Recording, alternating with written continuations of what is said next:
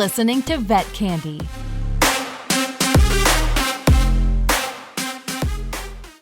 This show is brought to you by Zoetis.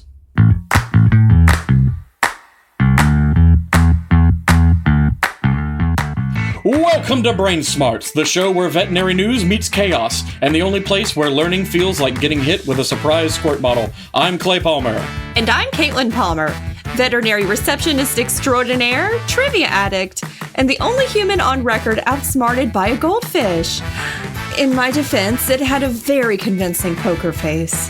That fish bluffed like a pro. I still don't trust it. Every episode, we're serving up the weirdest animal stories, trivia so random it'll haunt your dreams, and enough dad jokes to sedate a small zoo. And now, the moment we've all been waiting for, time to bring in an actual guest so we can nod along like we knew any of this all along.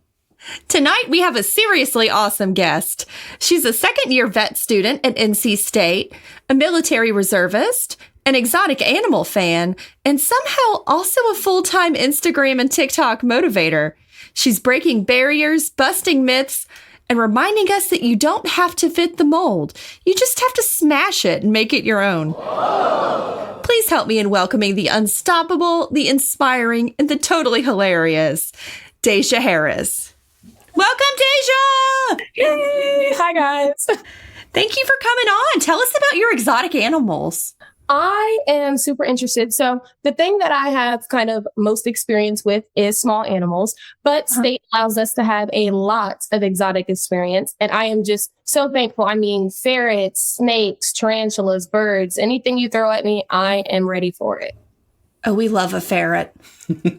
Yeah, some people might be weirded out by some of those things on that list, but I think we're pretty cool. We like pretty much all animals. I don't think I would freak about a tarantula, but I would be a little... I've never held a spider that big, so... Yeah. But I don't hate spiders. When things are a little bit bigger than maybe they should be, that's when they're less scary. But when they become like tiny and small, that's where the issue... Oh, they're so fast. Yeah. That's part of why mean cats scare me so bad, because they're quick, so fast. Yeah. We don't have any snakes, but we do have a bearded dragon. Oh, I love a bearded dragon. I used to have a corn snake. His name was Blaze. He was super... I used to have a little rosy boa. Oh, stop. One time I caught a snake and brought it home, and I didn't know what kind it was. And I got mad at her. Fair enough. Okay, some of them are dangerous. I was like, did you know what kind of snake this was? No. I was like, it could have been venomous. It could have. You know, I didn't think it was. The stripes and the colors, and nobody has enough time to look at that. And it's not always true. It's a general rule. It's usually true, but there are exceptions to every rule. I guess you have to get bit and then figure out what happens from there, right? Right. That's how we found out any snake was venomous. I guess that's true. There was a time where we did not know what kind of snake that was. It was real trial and error there for a while. That is true. So did you always know you wanted to go to vet school? Oh, that's a super good question. Well, when I was younger, I thought I was going to be a spy. Nice. Why that happened. Joined the military, realized the spy life is not for everybody. And kind of just from there, when I was in undergrad and I was immersed in my animal science classes, I was like, hey, animals, science, put it together, doctor. And now I'm here today. Yes. I like that you went spy, because usually kids are astronaut, cowboy, scientist. Spy isn't really... No one really picks spy. Yeah, you know, I saw the movies. I loved wearing all black. I was like, these guys can flip off buildings, man. I think that's something I can do. Right? I could get behind this. I don't know what I wanted to be with a cat. I think I wanted to be a dinosaur when I was a child. I did. I definitely wanted to be a dinosaur. Yes, I want to be a dinosaur when I grow up. So as a kid, I think all kids kind of want to be a vet. But like once I learned about putting animals to sleep, I was like, nope. I feel like that's the hardest part for everybody. Oh, gosh, right? And so now I'm at the front desk, and I've just kind of been like, that's where I thrive. That's how I can help animals, is I can help their people. But then I did go through a phase where I wanted to be a vet or a vet tech, and I was like, oh, no, this is not for me. I am not a math science girly.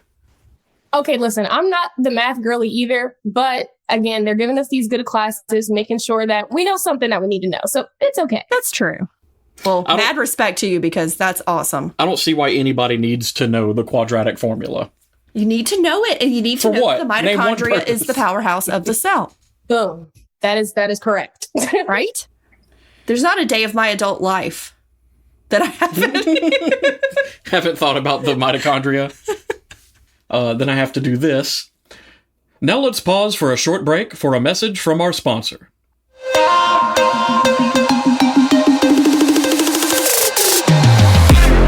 We'll be right back with more vet candy.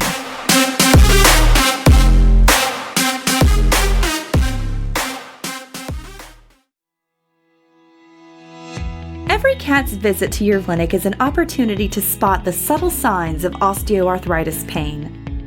When you diagnose OA pain, be confident in recommending Solensia, frunevetmab injection.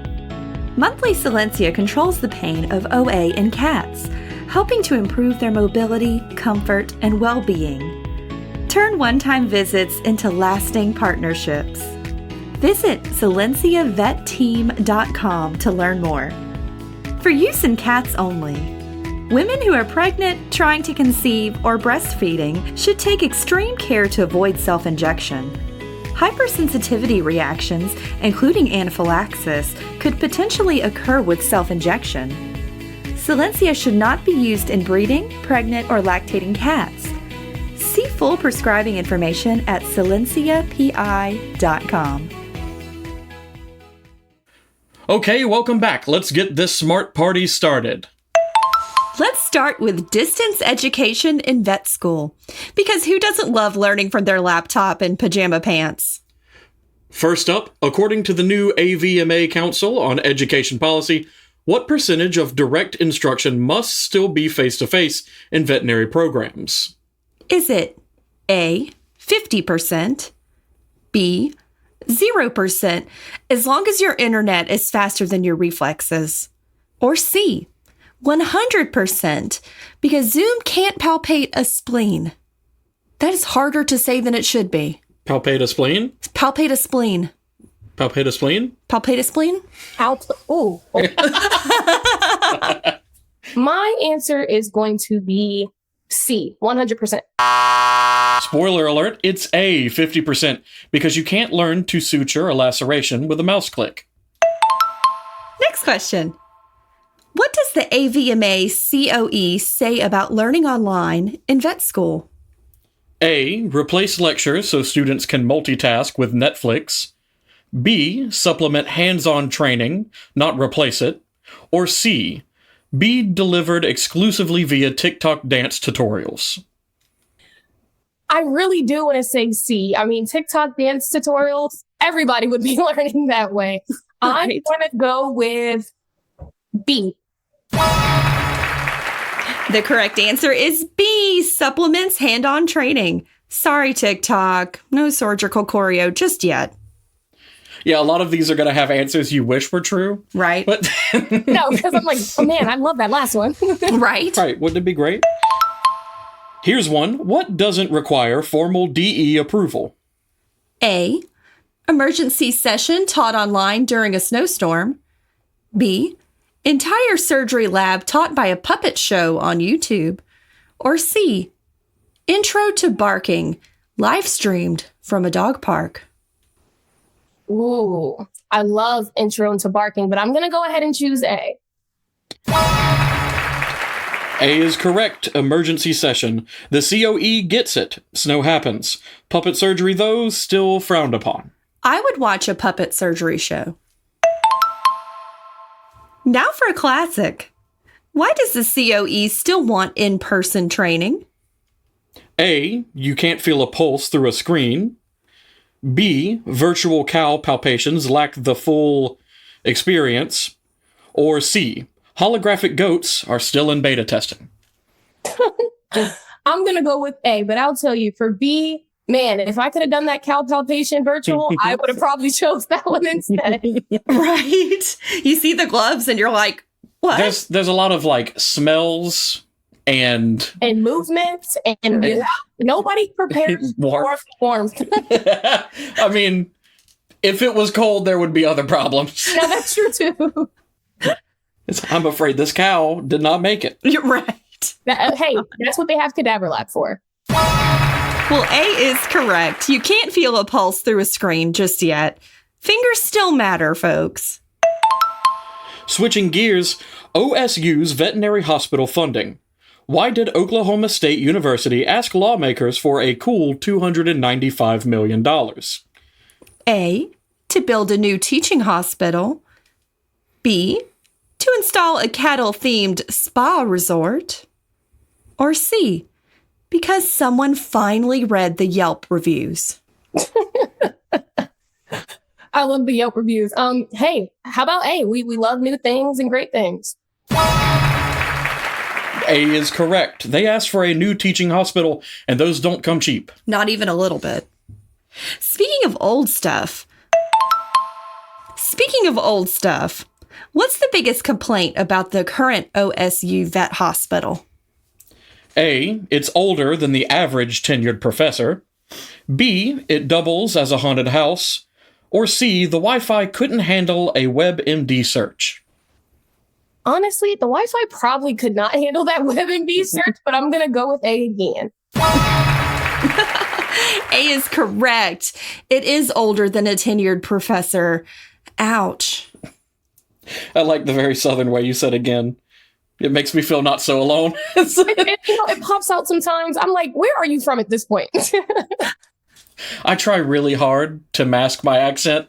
I'm less guarded here, obviously, but I try really hard in public and when meeting new people, typically. I can hear in there a little bit. I can hear it. There is a floodgate behind there. It's true. There are words you've never heard pronounced the way I would pronounce them. It's so good. What is one actual goal tied to the funding request? A, recruit more in-state students to address the rural vet shortage. B, add a Chick-fil-A to the ICU. Or C, train cows to use Fitbits. I would really choose B, but the amount of lunch and learns that we've had with Chick-fil-A, I'm done with it, okay? It is always Chick-fil-A. It's always Chick-fil-A, guys. There's other places to eat. But again, I'm going to go with A. A is correct. Recruit more rural vets because underserved areas deserve top-notch care too. That's so true. The Chick-fil-A thing, I don't like Chick-fil-A. Well, now me either. Right. I didn't have a period where I did, but I'm glad that at least somebody else exists that currently does not like Chick-fil-A. They always bring Chick-fil-A. But I would rather Chick-fil-A than pizza. Oh, please do not get me started on the pizza. Oh my gosh, I'm so sick of pizza. Oh, man. They need food that they can buy in bulk. I understand why they go to Chick-fil-A. I understand why they go and get pizza. Do you know how much money they have? Exactly, yeah. Do you know how much money we give them? They could take y'all out for steak. Listen, a golden lunch and learn is Chipotle, y'all. When they bring out that cart of food, those burritos, man, we're set, okay? Oh, I've never had... Okay, I had Chipotle one time, a long time ago, and I don't really remember it. So if I was to go to Chipotle right now, it would be like the first time. Like one time in your life? Yeah. Oh my god, no! You got to see. And now you have to come do a lunch and learn and bring Chipotle, and then we're fine. Now for something that hits close to home: the veterinarian appreciation gap. According to a 2025 survey, what percentage of vets feel appreciated by the public? A, 49%. B, only my cat appreciates me, and only when I feed him. Or C, 100%, because everyone loves surprise bills. When I come home, it definitely feels like B, only my cat appreciates me. But I'm definitely going to go with A. Sadly, this is just, I feel like a profession where we get looked down on a little bit. And so people probably aren't feeling the most appreciated when it comes to the vet world. Going to put in a little tag? Yeah, I'll put a little tag there. A is correct. 49%, less than half. Oh shit, I forgot what I was going to say. I started reading. Hold on, I'll get it. And then you can... Our editor hates us. Yeah, and then, then you can do editing magic. What's a common misconception among pet owners? A, that vets have a good work-life balance. B, that pets magically heal after getting the invoice. Or C, that vet school is doggy daycare with less tests. E, all of the above. I'm going to get a little spicy. I'm going to choose B. That's technically true, but they do think that we have a good work-life balance. But spoiler, it's more work and less balance. Give her half a point. Half a point? I mean, yeah, B isn't untrue. Ooh, half point. Let's go. I got you. We don't do half points. I round up. There we go. So, what is one simple thing that actually helps vets feel seen? A, saying thank you. B, not asking for just a quick look at brunch. Or C, remembering their names aren't the vet and the other vet. I'm going to go with A. I think a simple thank you goes a long way. I think it's an easy thing that people seem to forget to do. So whenever we hear thank you, we feel appreciated and wanted. A is correct. 2 words. It's free, it's easy, and it means a lot. Here's a surprise twist from the Going Beyond campaign. What shocked people the most? A, they didn't realize it's a job with intense emotional labor. B, dogs apply to vet school. Or C, clients started tipping vets like baristas. Ooh, tips like baristas. I need to get into that play. Right? Oh my Put a tip jar on my desk. Right? That sounds great. I'm going to go with A. A is correct. The emotional labor was unanticipated. It's real, it's deep, and it's every day. Although, to be fair, if we had a sort of Airbud situation, but with doggy doctors, that would be pretty sick. That would be way cool. And now, a scientific spotlight from UC Davis. What treatment did Lola the golden retriever get? A, inhaled interleukin-15 for lung metastases. B, Reiki and Labrador yoga. C, essential oils blessed by influencers. A sounds the most scientific, so that has to be the way to go, right? But some blessed essential oils, everybody needs a little bit of that. Agreed. But the correct answer is inhaled immunotherapy. Cutting edge stuff. What happened during the trial? A, her tumors grew despite treatment. B, she faked her own x-rays. Or C, she got mutant superpowers, but only on Tuesdays. Ooh, okay. Mutant superpowers only on Tuesdays. Again, another thing that it seems like I need to get it, but I'm going to go with A. A is correct. The tumors grew. Science is progress, even when it's tough. And finally, what do clients call UC Davis? A, the Mayo Clinic for dogs.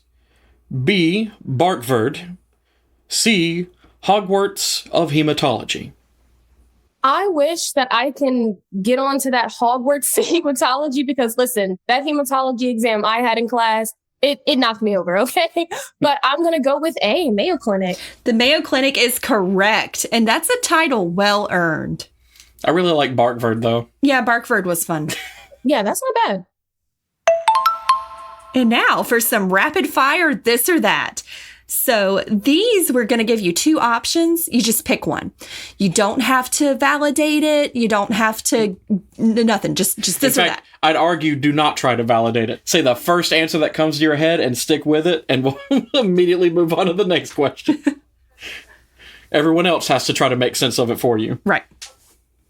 Vet School Edition. Anatomy lab or pharmacology lecture? Anatomy lab. Palpating a cow or expressing anal glands? Expressing anal glands. Distance learning education.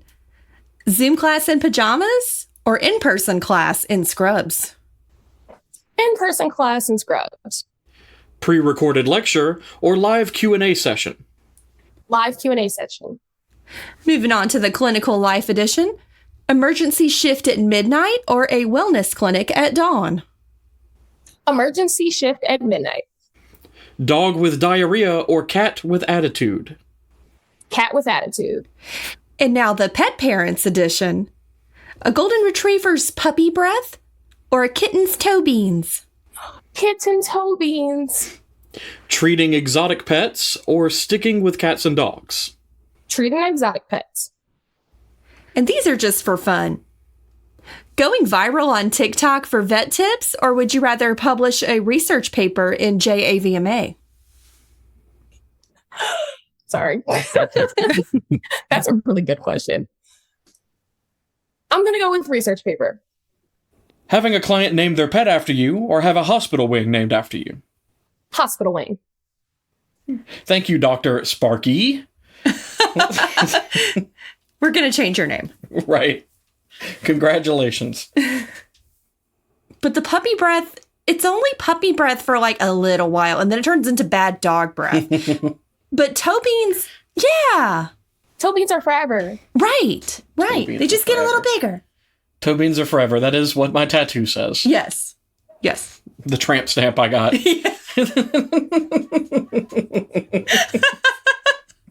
Toe beans are forever. Well, do you have anything that you want to plug or anything you want to talk about specifically? You do need to tell us your socials so that people can follow you on the social medias. Right. Okay, so for socials, on Instagram, I am at Daisy2Doctor. So Daisy like the flower, 2, not the number 2, but T-O. And then on TikTok, the other platform that I like to use, I am Dasia Daisy 0. So that's where you can find me doing my fun videos, tips, and just everything all vet med and me. I say Caitlin has probably just followed you on both. A show tradition. I did. Well, okay, I followed you on Instagram. Tell me your TikTok again. I'm sorry. No, you're fine. At Dasia 0. Gotcha. I want those socks. Love. Oh my goodness. Okay, guys. So listen, to be completely like transparent, I thought compression socks were just for old people in airplanes. Okay. And so, cause like, right. That's what you think in the world. So Dr. Wolf reached out to me and was like, hey, like, we'll send you two free pair of socks. You can pick out whichever ones you want, wear them and tell me what you think. Mind you, my feet were hurting all week. Like I had just started my externship. Yeah, I had just started my externship. And I was like, fun socks. Who doesn't want that? And I put them on and I completely forgot that my feet were even hurting. Like I went home and I was like, compression socks work? Like this is a real thing. So they're super cute, but they also work and they're amazing. That's awesome. I've definitely heard of people wearing them to places where they're going to walk a lot. Like right. if they're going to like a theme park or I don't know, they're like going on a walking trail or something like that, they'll wear compression socks because the propaganda is true. They're not just trying to sell you something. And that's a wrap on another episode of Brain Smarts, where we prove daily that animals are way smarter than we are. And if you've learned something, great. If not, blame it on the hamster from earlier. That guy's shady. Until next time, keep your pets confused, your trivia useless, and your coffee. What has happened to my brain? It is melting. It's the heat. Keep your coffee. It is really. We have to turn off the AC in our house to record properly. Yeah, because you can hear it, so we're very hot. It's so hot. Okay. Until next time, keep your pets confused, your trivia useless, and your coffee far away from your laughing fits. Brain Smarts, out!